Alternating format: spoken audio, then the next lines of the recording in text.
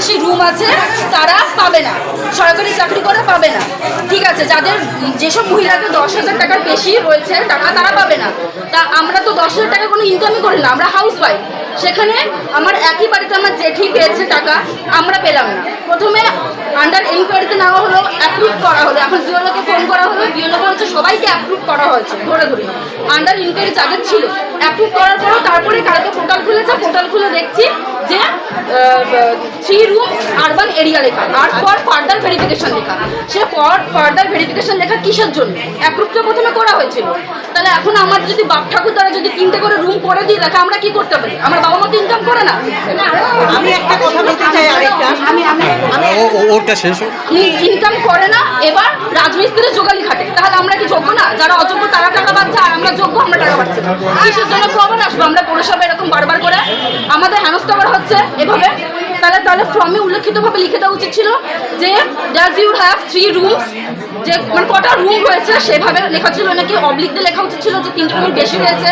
যে কোনো একটাতে আমরা টিকমার্ক দিতাম, ইয়েস বা নো লিখতাম যে আমাদের 3টে রুম আছে বা 3টে রুমের বেশি রয়েছে। ফর্মের মধ্যে গন্ডগোল রয়েছে। ফর্মের মধ্যে লেখা আছে 12 পাতা ফর্ম দেওয়া হলো, 12 পাতা ফর্ম দেওয়া হলো, 12 পাতা ফর্মের পর 2টো পাতা কমিয়ে দেওয়া হলো। সব ঠিক আছে, বাংলা লেখা আমরা সব লিখতে পেরেছি, পড়েও লিখেছি, কিন্তু যেই অপশনটা দেওয়া ছিল সেখানে অবলিক দিয়ে আর একটা পাশে অপশন দেওয়া উচিত ছিল, যেখানে লেখা উচিত ছিল যে 3টে রুম রয়েছে বা 3টে রুমের বেশি ঘর রয়েছে। আমরা লিখতাম 3টে রুমের টিকমার্ক দিতাম বা 3টে রুমের পাশে কোশ্চেনও দিতাম, যেমন একটা করতে পারতাম। ফর্মে ভুলভাল ক্রাইটেরিয়া করা হয়েছে, তা আমরা কি করতে পারি? একবার হেনস্থা করলে কি হবে? তাহলে কি নাম আপনার? বিথিকা কর্মকার, মানে আমার মা আর কি, পম্পা কর্মকার। এমনি কতবার আসবো, কবার মানে আপনার মার জন্য আসছে? হ্যাঁ, আমার জন্যই এসেছি।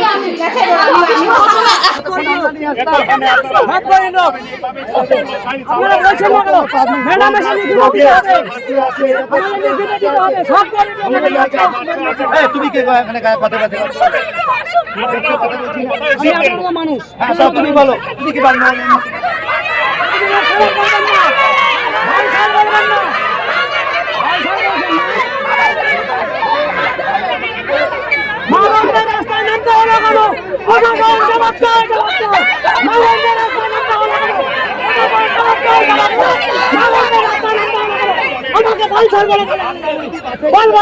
কি বলছে? তুমি কে বল? আমাকে বল বলে, আমাকে বলে বল। পুলিশের মুখে গালাগালি, আমাকে বল বলে। কে বলছে? কে বলছে? দেখেন, এই পুলিশ আমাকে বল বলছে। আপনাকে বল বলছে? হ্যাঁ, বল ছাড় বলে গালাগালি দেয়। ও সব বলো। কোন স্কুলে পড়াশোনা করছেন? কি হয়েছে আপনার সাথে? উনি গালাগালি দেয়, বল ছিড়া বলে আমাকে। কে বলছে? এই পুলিশ। কি বললো? বল ছিড়া বলে। কেন তুমি কে বল ছিড়া? আমি বলছি যে মামুনের রাস্তায় নামতে হলো কেন? প্রশাসন জবাব দাও। উনি সেই সূত্রে আমাকে বলে তুমি কে বল? আমাকে বল ছাড় বলে। হ্যালো, ওনাকে জিজ্ঞাসা করেন কি বলে? উনি আইনের রক্ষক, উনি আইনের রক্ষক। আইনের রক্ষক। স্যার, স্যার আপনি গালাগালি দিলেন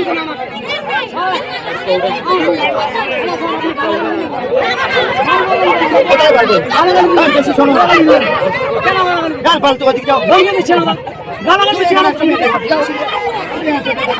ছেলে আপনি ধরেন, আমি আছি, আপনি ধরেন।